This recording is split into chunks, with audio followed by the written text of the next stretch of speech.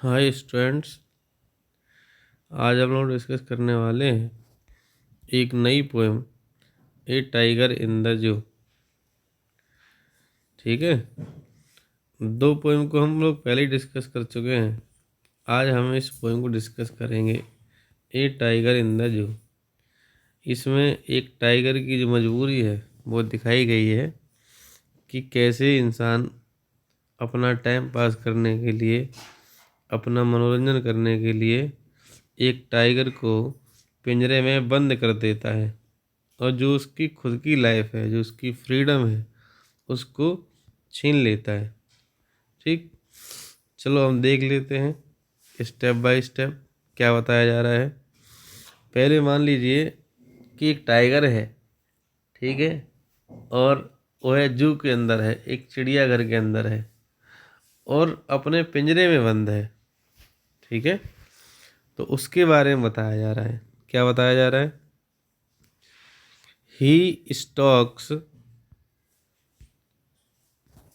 he stalks in his vivid stripes। ठीक है, he stalks in his vivid stripes। और इसमें बताया जा रहा है कि ही यानी वो है। ठीक है, ही यानी वो है कौन? टाइगर। तो ही यानी वो है। स्टॉक्स, स्टॉक्स मीन्स चलता है। स्टॉक्स मीन्स क्या होता है? स्टॉक्स मीन्स होता है रौबदार चाल। और टाइगर है, उसकी जो चाल होती है रौबदार होती है। तो कवि कहता है कि ही स्टॉक्स, वह चलता है। क्या चलता है? अपने रौब में चलता है, अपनी रौबदार चाल चलता है। इन हिज विविड स्ट्राइप्स। ठीक है, विविड का मतलब है चमकीला और स्ट्राइप्स का मतलब है धारियाँ। कि जो उसकी बॉडी है, उसकी बॉडी पर जो धारियाँ बनी होती हैं, जो टाइगर की बॉडी होती है उस पर जो धारियाँ बनी होती हैं वो चमकीली हैं। जो उसकी धारियाँ हैं जो बॉडी पर बनी हैं वो चमकीली हैं। तो उन विविड स्ट्रैप्स में, उन चमकीली धारियों में ही स्टॉक्स, वह टहलता है, वह अपनी रौबदार चाल में चलता है। आगे देखिए, the few steps of his cage, यानी जो उसका केज है जिसमें वह बंद है, उसी केज के अंदर कुछ कदम। ठीक है, अपनी उस केज के अंदर कुछ कदम वह चलता है अपनी रौबदार चाल में। On pads of velvet quite. ठीक है, ऑन पैड्स ऑफ वेलवेट क्वाइट्स, जो उसके पंजे हैं।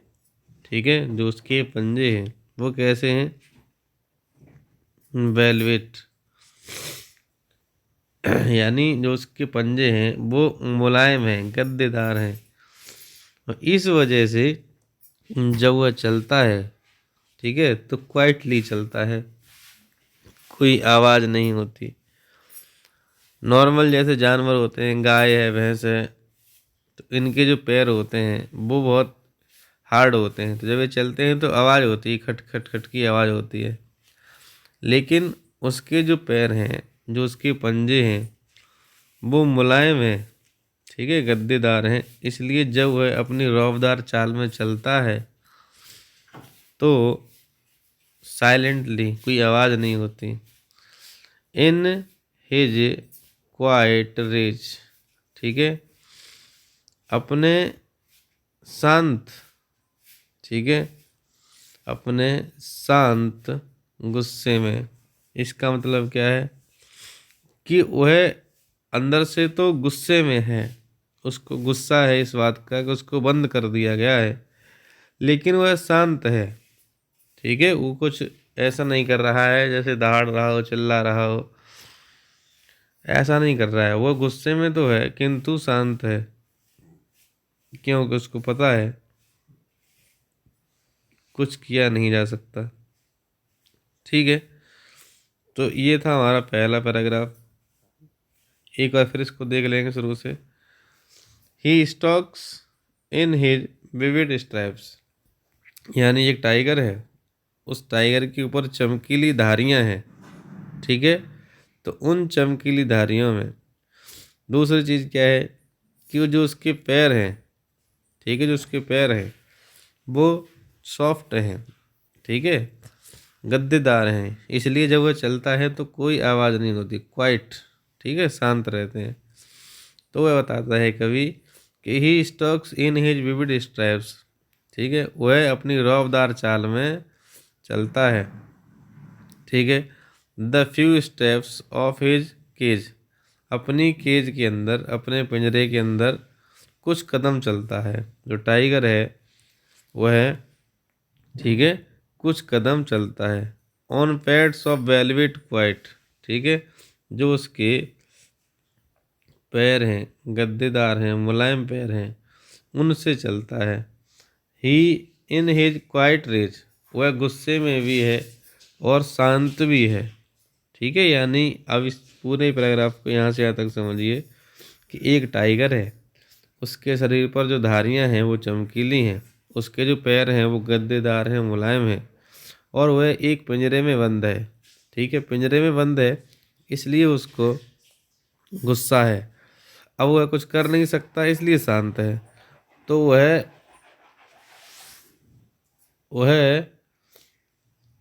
जो टाइगर है वह गुस्से में है किंतु शांत है, और अपनी उस रौबदार चाल में ही वह चलता है पिंजरे के अंदर। आई होप आपको ये पैराग्राफ समझ में आ गया होगा। ठीक है, अगला पैराग्राफ देखते हैं। अब जो कवि ने कहा है, जो इन 4 लाइन में जो उसने वर्णन किया है, इन 4 लाइन के अंदर, वो तो उसने बताया है कि एक जो टाइगर है वो पिंजरे में बंद है और उसकी दशा क्या है। ठीक है, अब दूसरे पैराग्राफ में जो कवि है वो ये बता रहा है कि यह जो टाइगर है जो पिंजरे में बंद है, इसको यहाँ नहीं होना चाहिए। इसको कहाँ होना चाहिए? इसको यहाँ होना चाहिए। अब दूसरे पैराग्राफ में समझो क्या कहा उसने। दूसरे पैराग्राफ में वह कह रहा है कवि कि he should be lurking in shadow. ठीक है, he should be lurking in shadow, sliding through long grass, ठीक है, near the water hole where plump deer pass. कवि जो है, कवि ये कह रहा है कि इस टाइगर को पिंजरे में बंद कर दिया है, यहाँ नहीं इसको रहना चाहिए, इसको यहाँ नहीं होना चाहिए। इसको कहाँ होना चाहिए? ही should be lurking in shadow, यानी ये कह रहा है कवि कि इसको, इस टाइगर को होना चाहिए जंगल में। ठीक है, शैडो, शैडो का मतलब होता है किसी वृक्ष की छाया में, यानी जंगल में कोई वृक्ष हो, उस वृक्ष की छाया में इसको होना चाहिए। Sliding through, sliding through long grass, ठीक है, जहाँ यह लंबी लंबी घास में बैठा हो। ठीक है, लंबी लंबी घास में फिसल रहा हो, सरक रहा हो। इसका मतलब क्या है? जैसे मान लीजिए कि ये टाइगर जो है, इसको यहाँ नहीं होना चाहिए। इसको कहाँ होना चाहिए? इसको होना चाहिए जंगल में। ठीक है, इसको होना चाहिए जंगल में। जैसे जंगल है और ऐसे ऐसे मान लो पेड़ हैं, और इस पेड़ के नीचे ऐसे न लंबी लंबी घास खड़ी होती हैं, जंगल में जो घास हो जाती हैं। तो कह रहा है कि इस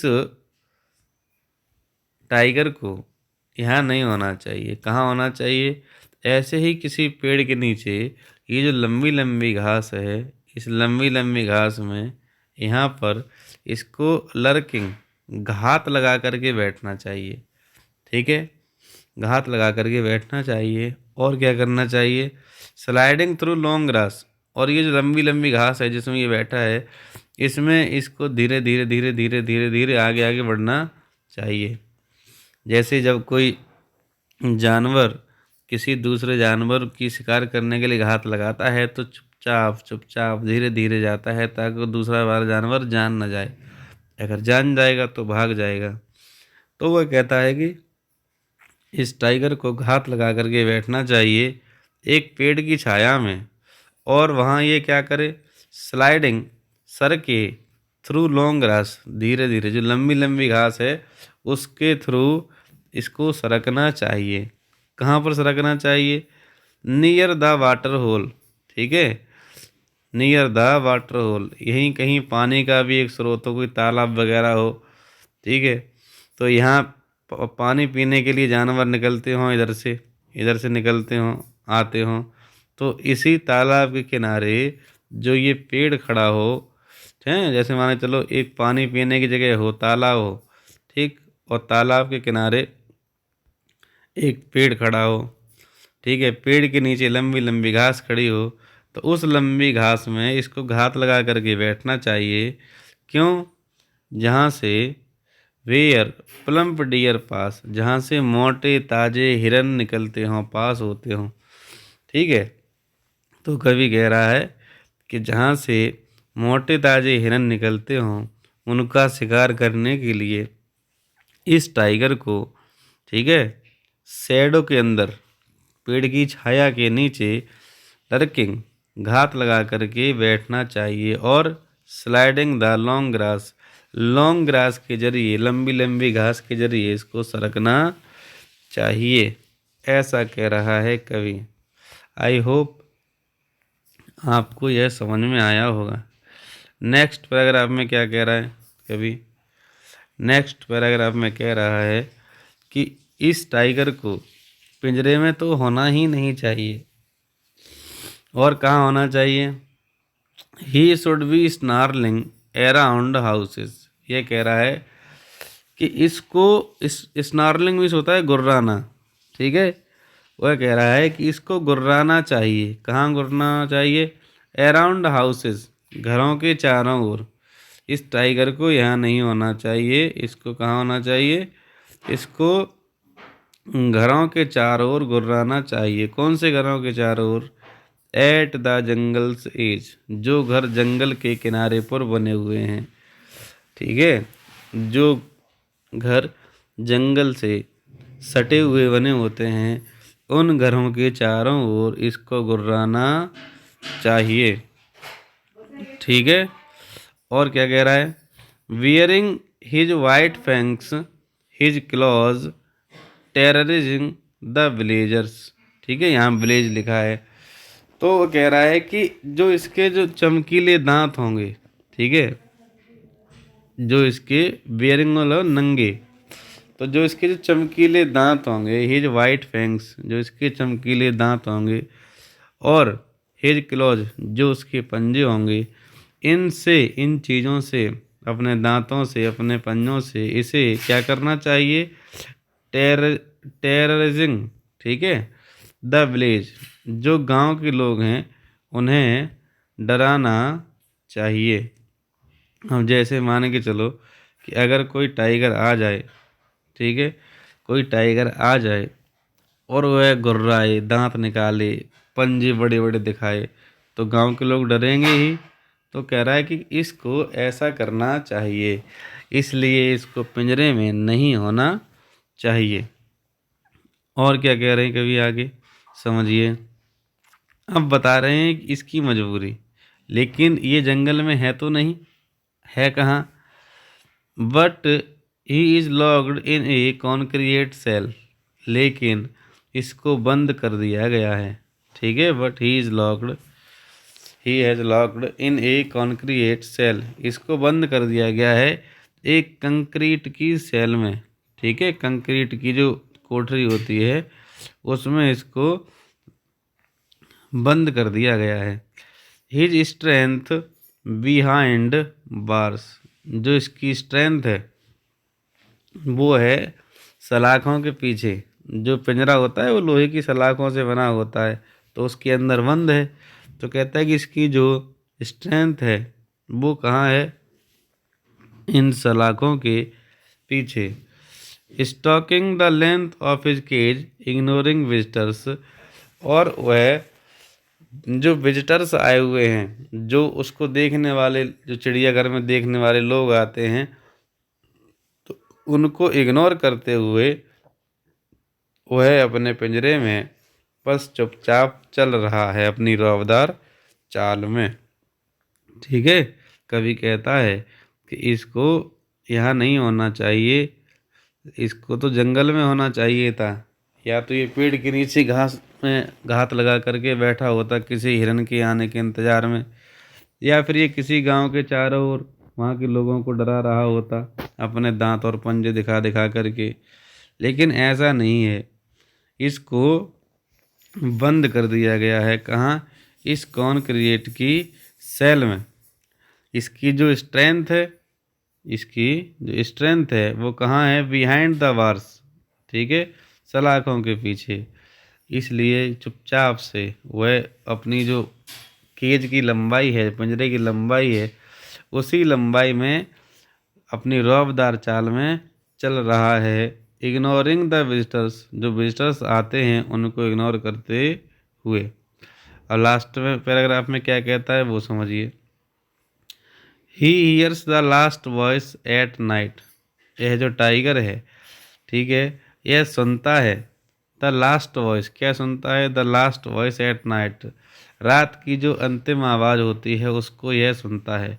वह अंतिम आवाज़ किसकी, द पेट्रोलिंग कार्स, जो कारें पेट्रोलिंग करती हैं, जो पुलिस वगैरह की गाड़ियाँ होती हैं जो गश्त लगाती हैं, तो रात में जब पुलिस की गाड़ी गश्त लगाती है तो अपने सायरन वगैरह बजाती रहती है, तो सब लोग तो सो रहे होते हैं,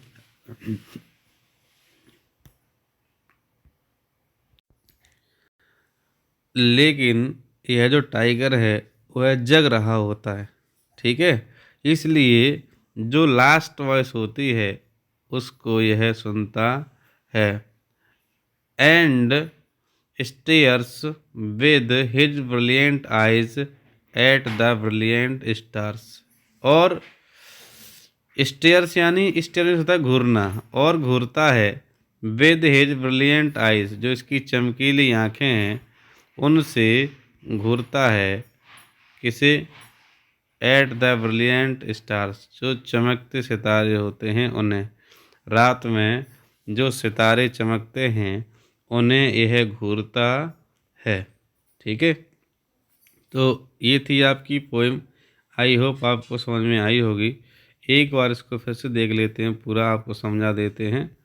इस पोएम में जो ए टाइगर इन द जू है, इसमें जो कवि हैं लेस्ली नॉरिस, जो इसके पोइट हैं जिन्होंने इसको कंपोज किया है, वो एक टाइगर की कंडीशन को दर्शाते हैं। ठीक है, वह जो टाइगर है उसको पिंजरे में बंद कर दिया गया है। ठीक है, उसको पिंजरे में बंद कर दिया गया है। तो पहले पैराग्राफ में वो बताते हैं कि एक टाइगर है, उसके शरीर पर चमकीली धारियां हैं। ठीक है, उसके जो पैर हैं वो गद्दीदार हैं, मुलायम हैं, तो इस वजह से जब वह चलता है तो कोई आवाज़ तो होती नहीं है। तो बताते हैं कि उस पिंजरे के अंदर वह अपनी रौबदार चाल में कुछ कदम चलता है। ठीक है, अब उसके जो पैर हैं वो गद्देदार हैं, वो मुलायम हैं, इसलिए कोई आवाज़ नहीं होती, साइलेंटली चलता है, क्वाइटली चलता है, और वह पिंजरे में बंद है, इस वजह से गुस्से में है, और गुस्से में होने के कारण वह शांत है। गुस्से में तो है लेकिन शांत है, क्योंकि वह कुछ कर नहीं सकता इस वजह से। ठीक है, दूसरे पैराग्राफ में क्या बताते हैं, वो कहते हैं कि इस टाइगर को यहाँ नहीं होना चाहिए, इसको इधर होना चाहिए, जंगल में होना चाहिए। ठीक है, वो कहते हैं कि वो जो टाइगर है इसको कहाँ होना चाहिए, जैसे मान के चलो कि एक वाटर होल है, पानी पीने की जगह, मान कोई तालाब वगैरह है, ठीक है, ऐसी जगह है। अब उसके किनारे मान के चलो कोई पेड़ खड़ा हुआ है, ठीक है, तो इस पेड़ की छाया में जो ये लंबी लंबी लंबी लंबी लंबी लंबी घास खड़ी है, इस घास के बीच में इसको घात लगा करके बैठना चाहिए उन एनिमल्स के लिए, टाइगर्स वगैरह के, सॉरी डियर वगैरह के लिए, जो मोटे ताजे हिरन यहाँ से गुजरते हैं पानी पीने के लिए, तो उनका शिकार करने के लिए इसको घात लगा करके यहाँ बैठना चाहिए। ठीक, जो नेक्स्ट पैराग्राफ है इसमें कवि क्या कहता है, इसमें कवि ये कहता है कि इसको जो गांव के लोग जो घर बने हुए हैं, ठीक है, जंगल के किनारे जो घर बने हुए हैं, उन घरों में जाकर के इसको अपना आतंक फैलाना चाहिए, अपने पंजे और अपने दांत दिखा करके, ठीक है, वहाँ के जो लोग हैं उनको डराना चाहिए, जो जंगल के किनारे के लोग हैं उनको डराना चाहिए। ठीक, नेक्स्ट पैराग्राफ में क्या बताता है, नेक्स्ट पैराग्राफ में जो कवि है वो बता रहा है कि ऐसा है तो नहीं, इसको तो एक कंक्रीट की सेल में, एक कंक्रीट की सेल में इसको बंद कर दिया गया, कंक्रीट की कोठरी में इसको बंद कर दिया गया है। इसकी जो स्ट्रेंथ है वो बार्स के पीछे है, जो सलाखें हैं इनके पीछे है। ठीक है, तो जो विजिटर्स आ रहे हैं उनको इग्नोर करते हुए वह अपनी उस केज में कुछ कदम चलता रहता है। ठीक है, और लास्ट वगैरह में कहा है कि he hears the last voice at night, जो रात की आखिरी आवाज़ होती है पेट्रोलिंग कार्स की, उसको यह सुनता है। And stairs with his brilliant eyes at the brilliant stars, और घूरता है, ठीक है, घूरता रहता है, देखता रहता है गौर से। किसको देखता रहता है, जो चमकते सितारे हैं उनको देखता रहता है। तो ये थी आपकी पोएम, आई होप आपको समझ आई होगी। ठीक है, एक दो बार पढ़ेंगे तो बहुत अच्छे से समझ में आ जाएगी, वैसे तो मुझे लगता है कि पहली बार में ही समझ में आ जाएगी, फिर भी एक बार दो बार पढ़ लेंगे तो अच्छे से समझ में आ जाएगी और आपको हेल्प करेगी एग्ज़ाम के लिए। ठीक, ऐसे ही जुड़े रहिए, देखते रहिए पोएम, और अब हम लोग मिलेंगे एक नेक्स्ट पोएम के साथ। ठीक है, तब तक के लिए धन्यवाद, थैंक्स फॉर वॉचिंग।